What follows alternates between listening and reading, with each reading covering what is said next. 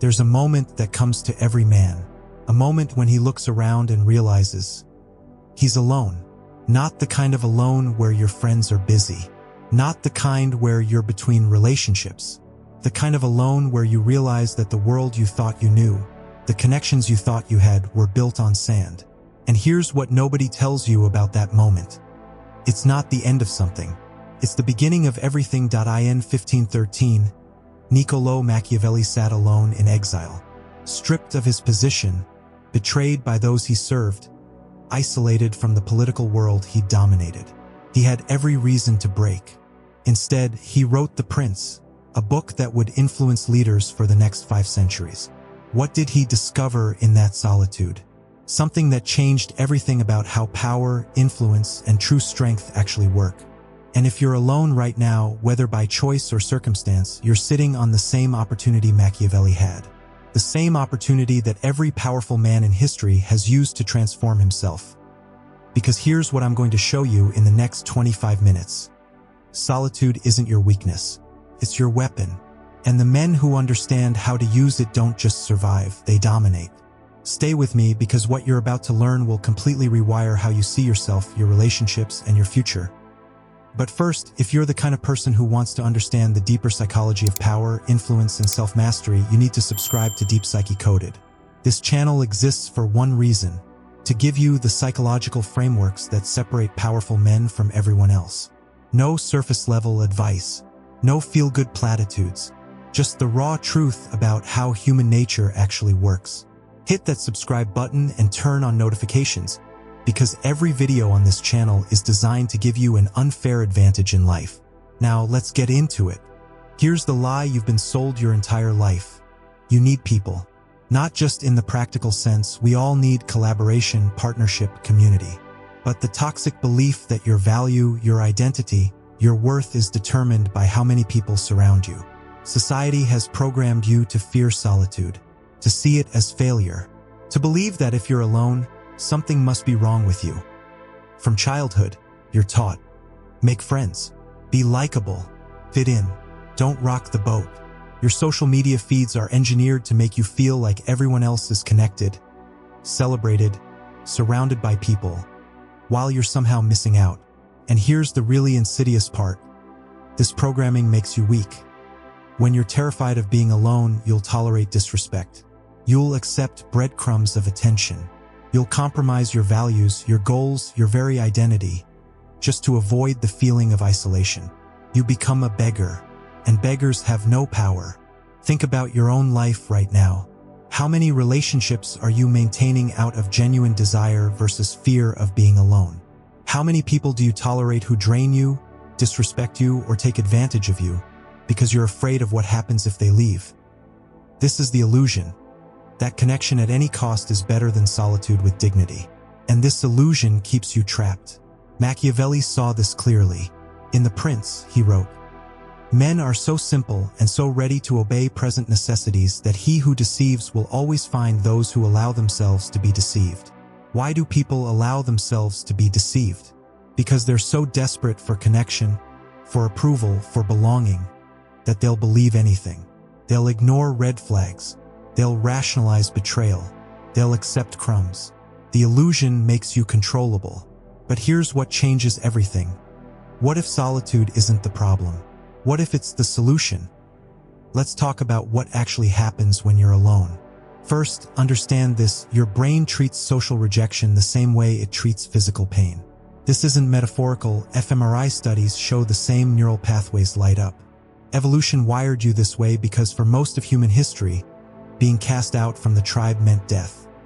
Your ancestors who felt comfortable alone died. The ones who desperately sought the group survived and reproduced. You're descended from people who were terrified of isolation. But here's the critical insight. That programming is obsolete. You don't need the tribe to survive anymore. You don't need group approval to eat, to find shelter, to protect yourself.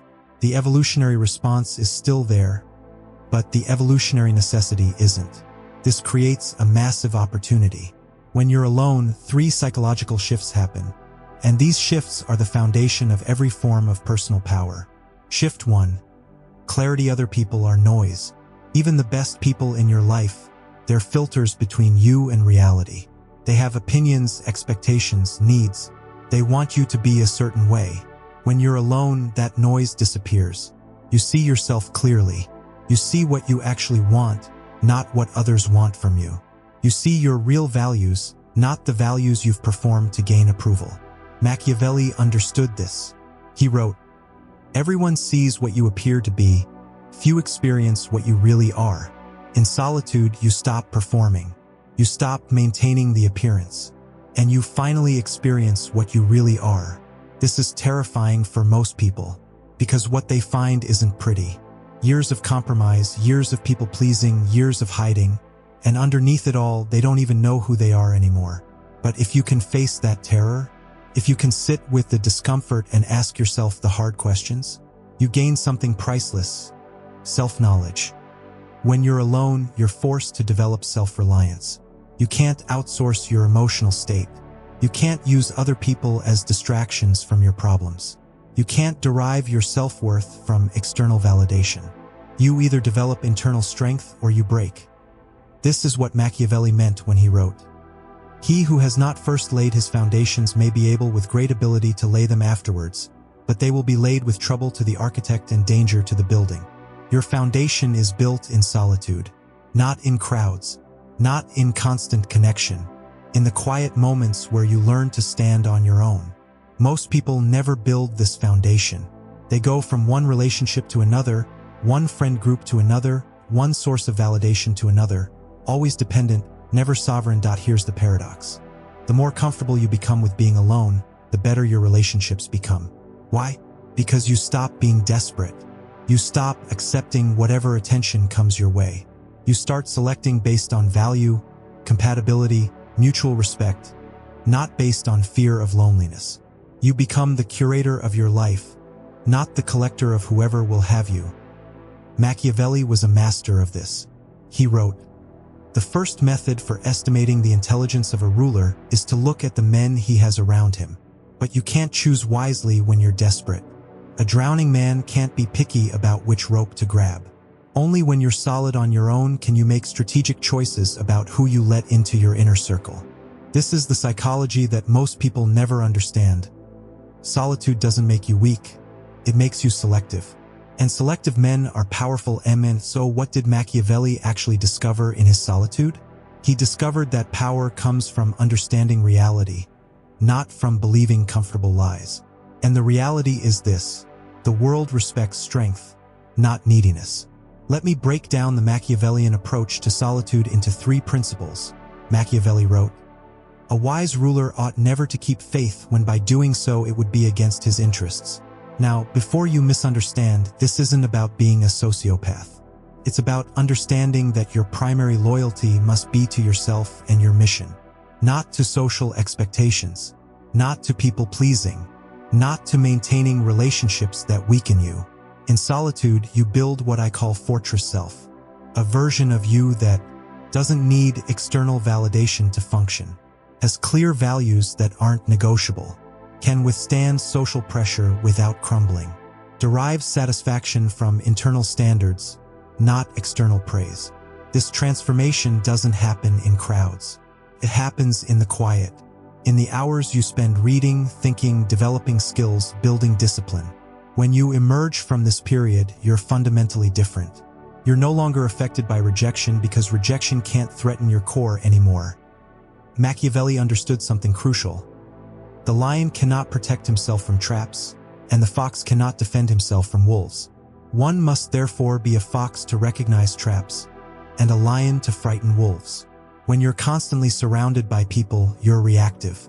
You're responding to social dynamics, managing impressions, caught in the flow of group dynamics. In solitude, you become strategic. You can observe patterns without being caught in them. Plan your moves without social pressure to act immediately. See manipulation before you're entangled in it. Position yourself advantageously before re-engaging. Think of it like this. Everyone else is on the stage, performing, reacting, competing for attention. You're in the private box, watching, learning, choosing when and how to engage. This is power, real power. not the desperate scrambling for validation. The calm confidence of someone who understands the game and chooses his moves carefully. Here's where most people fail. They treat solitude as a prison sentence they have to escape as quickly as possible. They work on themselves for a week, then desperately reach out to the same people who drain them. They read a few books, then immediately seek validation that they've changed.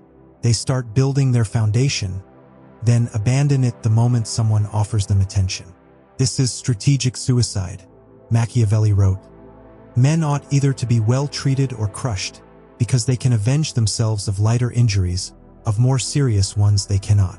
Applied to your situation, don't return to social engagement half-built. Don't reach out from a place of loneliness. Don't compromise your transformation because you're uncomfortable. Use solitude completely. Build your fortress. Develop your skills. Strengthen your psychology. And only then, when you genuinely don't need anyone, do you re-engage with the world. Why? Because that's when you have power.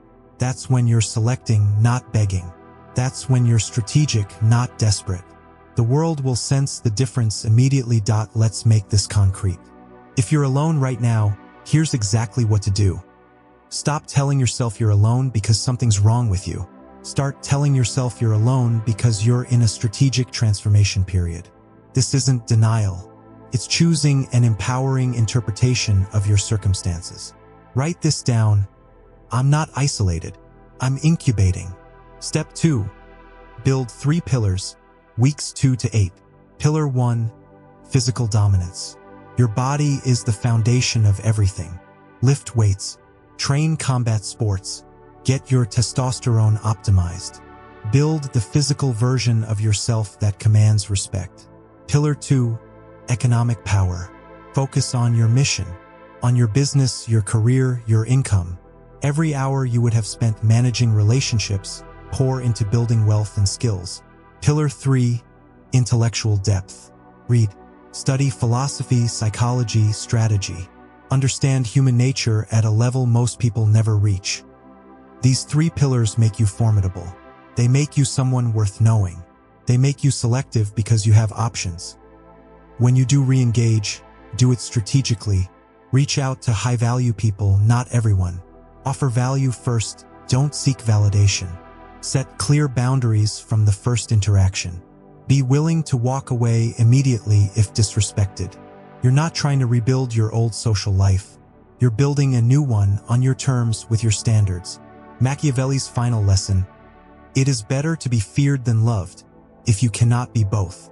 Not feared in the sense of being cruel, feared in the sense of being respected. People should know that you're not someone who tolerates disrespect, who accepts breadcrumbs, who can be taken for granted. This reputation is built in solitude and demonstrated through strategic engagement. So here's what you need to understand. If you're alone right now, you're not in a crisis. You're in a laboratory. You have the opportunity that Machiavelli had, that every powerful man in history has had. The opportunity to strip away everything that isn't essential, everything that isn't true, everything that weakens you, and build something formidable. Most men waste this opportunity. They scramble back to their old patterns, their old relationships, their old weakness, because they can't handle the discomfort of transformation.